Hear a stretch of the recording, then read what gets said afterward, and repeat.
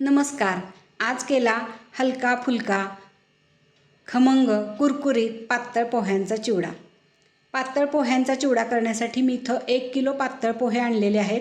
पोहे पहिल्यांदा स्वच्छ निवडून चाळून घेतले, त्याला थोडंसं ऊन लावून घेतलं आणि आता चिवडा करतेवेळी हे पोहे थोडे थोडे घेऊन कढईमध्ये मी गरम करून घेणार आहे. उन्हाळ्याच्या दिवसात हा चिवडा खमंग कुरकुरीत राहतो, पण अगदी जेव्हा पावसाळी वातावरण असतं, दमट हवा असते, तेव्हासुद्धा चिवडा संपेपर्यंत अगदी शेवटपर्यंत चिवडा कुरकुरीत राहण्यासाठी हे पोहे असे कढईमध्ये घेऊन थोडेसे हलक्या हातानं गरम करून घ्यायचे. आणि माझी एक छोटीशी ट्रिक म्हणजे पोहे भाजलेली गरम कढई असते ती थोड्या वेळ या भाजलेल्या पोह्यामध्ये ठेवायची, त्यामुळे पोहे अजूनच छान कुरकुरीत होतात आणि चिवडा शेवटपर्यंत कुरकुरीत राहतो.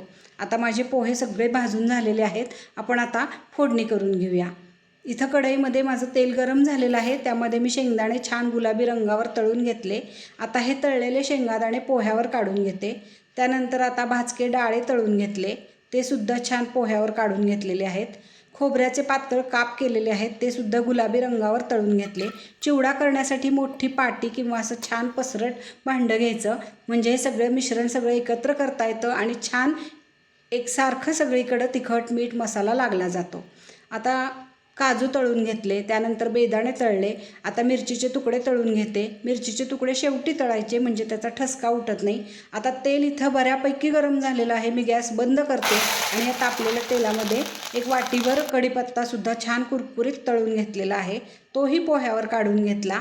आता अर्धवट ठेचलेला लसूण तळून घेते. लसूण छान गुलाबी झालेला आहे. हे सगळं जिन्नस आपण पोह्यावर काढून घेतलं. आता मेथकूट घातलं, चवीपुरतं मीठ घातलं, थोडीशी पिठी साखर घातली आणि हे तळलेले सगळे जिन्नस आणि मीठ, पिठी साखर, मेथकूट पोह्यामध्ये सगळं एकजीव करून घेतलेलं आहे. आता तेल आपलं बऱ्यापैकी गरमच आहे. फोडणी करून घेऊया.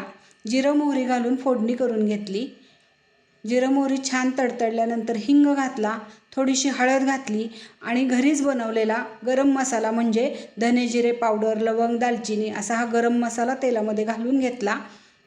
गॅस बंदच आहे. तेल बऱ्यापैकी गरम असल्यामुळे फोडणी छान बसलेली आहे. आता ही गरम फोडणी आपण पोह्यावर घालून घेऊया आणि सगळं एकसारखं मस्त असं छान एकजीव करून घेऊया. त्यामुळे पोह्याला कलर बघा किती सुंदर आलेला आहे. फोडणी एक नंबर बसलेली आहे. असा हा खमंग कुरकुरीत पोह्याचा चिवडा तुम्ही सुद्धा नक्की करून बघा आणि कसा झाला आहे मला लाईक कमेंट करून सांगा.